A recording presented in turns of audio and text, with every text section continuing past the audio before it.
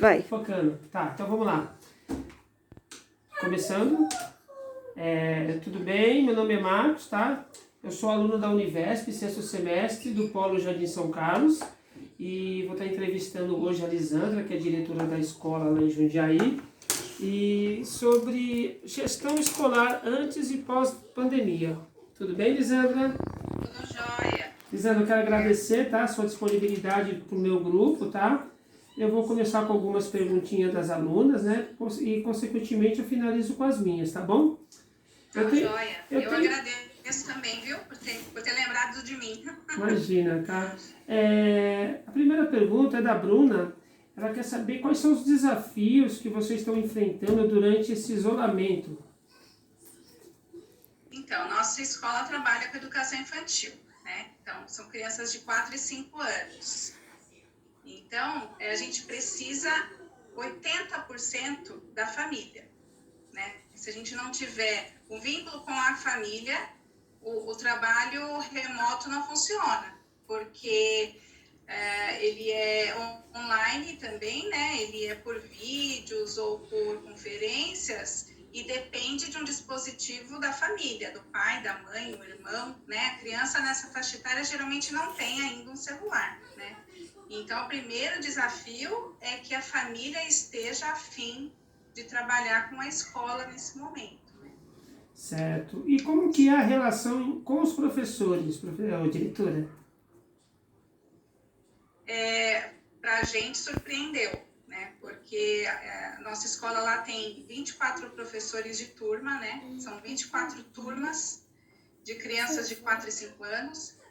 E a gente tem mais os professores especialistas, então a gente tem uma média de 35 professores, que existe um trabalho presencial com horário, com reuniões, com horário, tudo certinho. Quando aconteceu esse isolamento, tudo teve que ser transferido de forma remota. E aí a gente tinha muito esse receio de como trabalhar com o professor dentro do horário, né? E aí eles surpreenderam a gente, porque eles, tanto quanto nós, eles não estão utilizando o horário de trabalho. Eles trabalham manhã, tarde e noite, porque eles também precisam desse vínculo com a família, e se a família está trabalhando, eles têm um contato com a família à noite, né? Então, foi melhor do que a gente esperava. A gente imaginava que os professores teriam alguma resistência por conta de carga horária, né? E o que não aconteceu. Eles estão trabalhando manhã, tarde e noite, finais de semana e com muita vontade, né? Então, está sendo um trabalho muito gostoso de ver e de apreciar. E como tem sido as dificuldades com o conteúdo online? Então, na educação infantil, a gente não preza por conteúdo, né? A gente, como o normal mesmo da educação infantil, trabalhar com as brincadeiras e as interações, é dentro disso que a criança aprende. Então, no começo, o que o pai da educação infantil espera? Que o filho saia alfabetizado no final do grupo 5, né? Que algumas escolas chamam de pré. E não é esse o objetivo da educação, nunca foi, né? O que acontece é que agora, com esse distanciamento, as famílias queriam saber que hora eu vou pegar a folhinha para alfabetizar meu filho, né? Para fazer o alfabeto, para fazer continha, para fazer numerais. E não é esse o objetivo da educação infantil. A criança vai brincar e, através da brincadeira, ela vai adquirir os seus direitos de aprendizagem, é o que está na BNCC, e com isso ela vai aprender. É brincando que ela vai aprender. Para colocar isso na cabeça dos pais, no início foi muito difícil. Então, a gente tem ainda alguns pais que falam, não me manda uma atividade, porque esse tipo de brincadeira eu faço em casa com ele sozinho, não preciso da escola, né? Então, eles têm essa visão conteudista da educação infantil, que não é o objetivo. Então, agora, já está praticamente indo para o último bimestre, o grupo 5, que é a última etapa da educação infantil, a gente tem mandado alguns desafios para as famílias trabalharem com as crianças, em relação a letramento e a numerais, mas sempre de forma lúdica, né? Então vai brincar com letras, vai brincar de forca, né? Vai brincar com números, vai usar o calendário de casa, vai fazer contagem de frutas que tem na geladeira, né? Sempre de forma muito concreta, né? E aí depois acaba passando alguma coisa para a folha e tal. Então, o desafio da educação infantil é muito grande no sentido das famílias entenderem que não é alfabetização ainda, né? Ela é só proporcionar brincadeiras que vão gerar aprendizagem. Uma outra perguntinha da Bruna, ela quer saber em relação ao Estado, como ele tem se portado como mediador ou como auxiliador. O Estado, você diz o Estado de São Paulo ou, no caso, o Estado de governo? Eu acredito. Porque para a gente é município, a gente responde para o município de Jundiaí. Você pode falar como Estado, como município de Jundiaí. Como município, a gente está muito feliz assim, com as decisões do município, porque o Estado também, de certa forma, ele deu autonomia para os municípios, né? Então, por mais que o Estado tenha um calendário para retorno em outubro, ele deu autonomia para os municípios de voltarem ou não, né? E o nosso município, ele tá num chamado aglomerado urbano, junto com 7 cidades daqui da região, tendo as mesmas decisões, né? Então, nós não temos data para retorno. O objetivo de Jundiaí é não voltar. Entendi. Isso falando em público, né? Na escola pública e na educação infantil pública e privada, porque as escolas privadas de educação infantil também respondem para o município, né? As de ensino fundamental, elas respondem para o Estado. Então, a escola particular de 1º a 5º ano, que queira voltar junto com o Estado, ele tem essa liberdade. As escolas públicas de Jundiaí não voltam esse ano.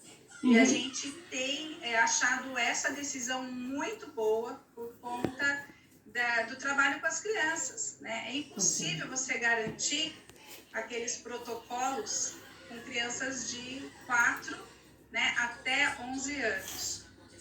Principalmente nessa primeira faixa, que é de 4 e 5 anos. Eles não vão ficar sem toque, eles não vão usar máscara, eles vão trocar de máscara, eles vão perder as máscaras, né? Não existe como garantir um protocolo protocolo sanitário com as crianças. Então, não tem como voltar, né? Tá certo. Em relação aos conteúdos, são os mesmos ou tem mudado? A gente trabalha dentro da mesma, o que é proposto para a educação infantil, né? Então, agora, por exemplo, educação física, que trabalha nas brincadeiras, agora está trabalhando com brincadeiras populares, por conta do folclore, né? Então, o professor envia propostas de brincadeiras voltadas para essa temática, né? Então, tem se colocado todos os objetivos do presencial também à distância. Existe alguma reunião que você faz online com os professores sobre essas questões? Semanalmente. A gente se reúne de quarta-feira e às vezes faz reuniões em 2 períodos, porque nosso grupo é grande, né? Tem quase 40 pessoas. E aí a gente faz tanto formações online, vindas da Secretaria de Educação. A gente faz estudos, por exemplo, do protocolo sanitário, a gente já fez. A gente monta decisões, né, em relação a esse retorno. Essa semana que passou, a semana passada, foi semana de reunião de pais, também online, né? Então, o professor organizou com as suas famílias reuniões online. O que é bacana falar da nossa escola. São 24 turmas, cada professor montou o seu grupo de WhatsApp com suas famílias, né? Então, cada professor tem uma média de 24 a 28 crianças, então ela tem um grupo de WhatsApp com essas famílias, e aí ela consegue garantir Em cima trabalho disso, pedagógico Elisandra, nas reuniões. em cima disso, quais as maiores dificuldades, tanto do professor como da diretora nesse momento? Do que? Em relação às reuniões? Sim, em relação a tudo, né? A dificuldade é você garantir um horário de trabalho certo, porque a gente não tem horário, né? Então, Certo. a gente marca horário para reunião, mas a disponibilidade de estar online, ela é imprevisível, né? Então, eu mando, qualquer coisa que eu mando agora à tarde, se um professor me procurar à noite com dúvidas, eu não posso falar, não estou no meu horário de trabalho, Entendi. né? Eu respondo Então, para seria o ele. horário, então, o maior problema, né? É um cansaço. A gente está numa estafa, né? E que ela está causando alguns tipos de doença, que Entendi. é a tendinite, a coluna, é a questão da dor de cabeça, do visual, né? Porque a gente está assim 24 horas com o computador. Eu, quando comecei a trabalhar, a gente começou a trabalhar em casa, a primeira coisa que eu fiz foi comprar o notebook, porque eu não tinha que fosse atender minhas demandas. Ele era bem velho, porque eu trabalhava só na escola, então usava o computador da escola, né? Entendi. Agora, eu preciso de um equipamento que esteja à minha altura para o trabalho diário, né? E para você ter uma ideia, eu desligo meu computador só de fim de semana, ele fica 24 horas ligado, porque não compensa desligar, né? E o WhatsApp no computador, né, o WhatsApp web, porque a gente também usa como ferramenta de trabalho o tempo todo, para enviar mensagens, você já envia os documentos também pelo WhatsApp. E é isso, da mesma forma que eu recebo mensagem das famílias à noite, dos professores à noite, eles também recebem mensagens e dúvidas das famílias à noite, né? Por isso que acaba o grupo inteiro trabalhando muito, sem horário, né? Sem horário definido. Acho que esse é o maior desafio no sentido de consequência, né? É uma consequência boa, porque você mostra realmente as pessoas estão trabalhando porque gostam da profissão. É verdade, é verdade. Mas por outro lado, é um cansaço mental, um esgotamento, porque todo mundo está trabalhando, mas também está com filho em casa, também está com a demanda da casa, né? Então, é um esgotamento que a gente está enfrentando. Mas eu acho que isso só vai agregar coisas boas para quando a gente retornar. E a participação dos alunos, a frequência no aprendizado, uma vez que é online, está sendo boa a adesão ou está sendo difícil? Então, tem professores que falam de uma turma de 24 alunos, 10 participam bem, mas participam de todas as propostas. Tem aquele que participa de uma ou de outra, e tem aquele que não participa. Isso a gente sabe que acontece ou por revolta ou por falta de equipamento, né? A gente trabalha com uma comunidade, acho que 70% é carente, e eles têm dificuldades mesmo. É que a gente vê que hoje o celular, ele é uma ferramenta que 100% das pessoas têm, né? Verdade. Ela não tem o que comer em casa, mas ela tem o celular. Né? Então, a gente consegue atingir todas as famílias através do celular, mas nem todas retornam para a gente.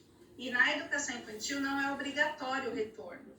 Perfeito, né? perfeito. Porque ele não é conteudista. Uma pergunta agora da Suzy.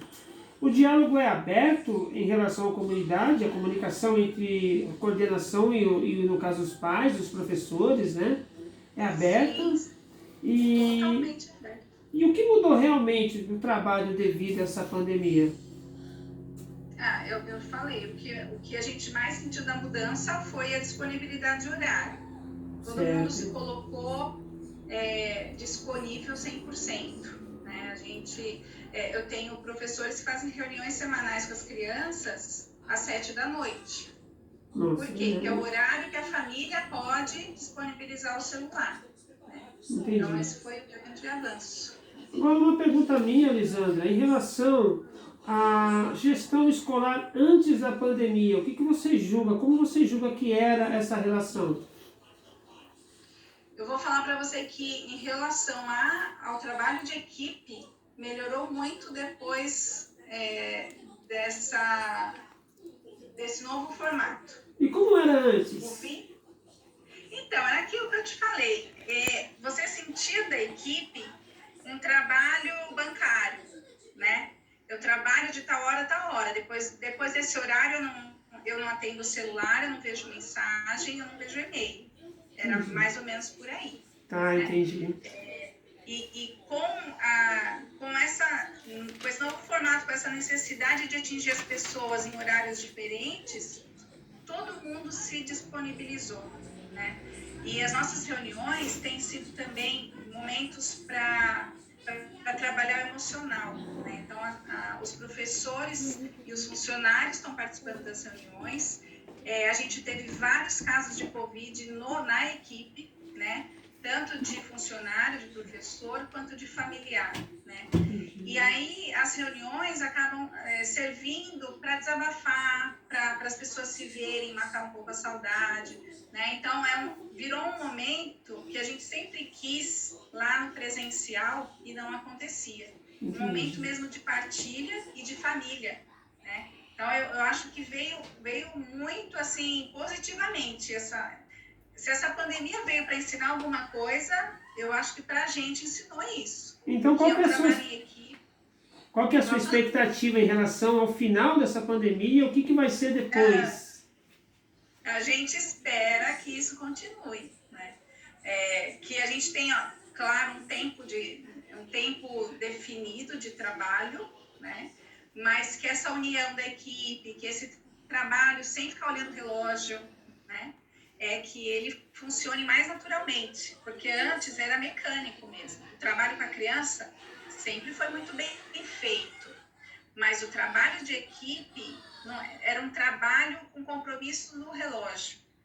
E hoje não existe isso, né? Então a gente espera que quando a gente voltar, que eles também continuem trabalhando dessa forma, né? Se deu o meu horário, mas eu preciso terminar alguma coisa, eu termino, eu não saio correndo, né? Antes era assim. A gente espera que isso... E que outras coisas que a gente fazia presencialmente que possam continuar online. Tem coisas boas, né? Burocratização, por exemplo, de documentos, né? A gente sofria muito ter que levar um único papel na Secretaria de Educação, porque não podia mandar por e-mail. Agora eu posso fazer tudo eletronicamente, né? Então a gente espera que quando voltar essas coisas permaneçam.